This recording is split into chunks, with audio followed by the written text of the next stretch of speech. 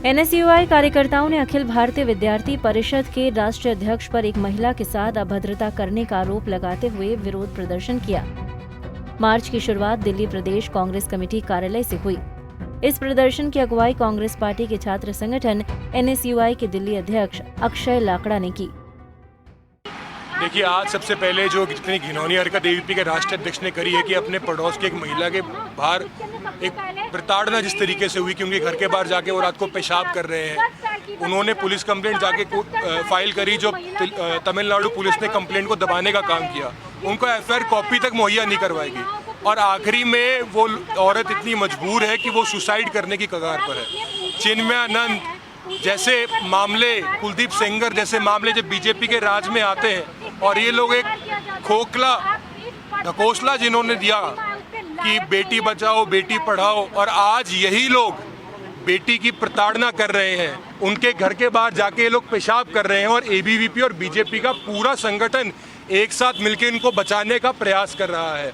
इसीलिए एनएसयूआई सड़कों पर है और एबीवीपी कार्यालय के बाहर हम लोग खड़े हैं और प्रदर्शन कर रहे हैं। आपकी डिमांड क्या है? हमारी डिमांड सबसे पहले ये कि तमिलनाडु पुलिस जो उस कंप्लेंट को दबा रही है, मैं आपको सीएसआर कॉपी शो कर देता हूँ। कंप्लेंट के बाद जब उन्होंने ये अपनी कंप्लेंट दर्ज कराई चेन्नई के थाने के अंदर, उनको सिर्फ एक रिसीविंग देकर छोड़ दिया गया। मैं एफआईआर दर्ज करने की मांग करता हूँ। तुरंत प्रभाव के साथ उनके राष्ट्रीय अध्यक्ष को इस्तीफा देना चाहिए। देखिए, ये महिलाओं के लिए बहुत सोचनीय स्थिति बन गई है। जो डॉक्टर सुबैया जो कि एक ऊंचे ओहदे पर हैं, उनको अपने पद की गरिमा को ध्यान में रखकर ये सब चीज़ें करनी चाहिए थी। पहले तो वो इतने ऊंचे ओहदे पर उन्हें ये ध्यान रखना चाहिए कि महिलाओं के लिए उनकी कितनी उनके लिए महिलाओं के लिए उन्होंने बहुत कुछ करना है और इसी वजह से वो आगे आए थे और ये सब चीज़ें करने के लिए नहीं आए थे।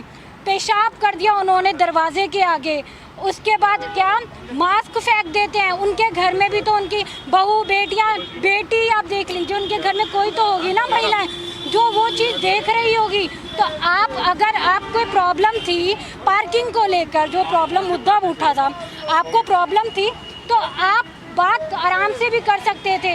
ये कोई रवैया नहीं है, इस तरह की हद नहीं है कि आप ये हद अपनाएंगे कि आप एक महिला 62 साल की माँ की उम्र की महिला उसके साथ इस तरह से रिएक्ट किया जाता है। एनएसयूआई का कहना था कि एबीवीपी और संघ परिवार के संगठनों के अमानवीय व्यवहार को उजागर किया जाना चाहिए।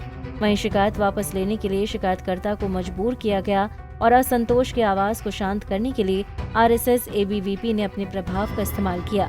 दिल्ली से कमल कुमार कंसल, पंजाब केसरी टीवी।